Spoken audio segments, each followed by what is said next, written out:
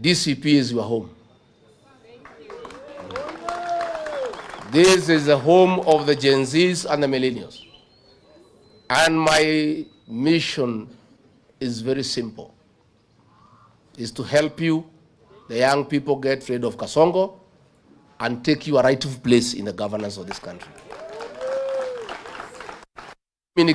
Hata nikimaliza hiyo niende wa Munyoro nikapumzike, I'll be quite happy. Kasongo waende, vijana wachukue nafasi.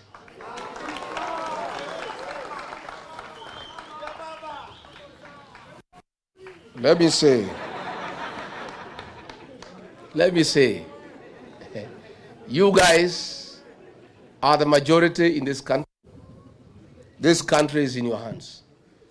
There is nothing Rigathi Gachagua can do to liberate this country alone. If I don't have the support, it's in futility.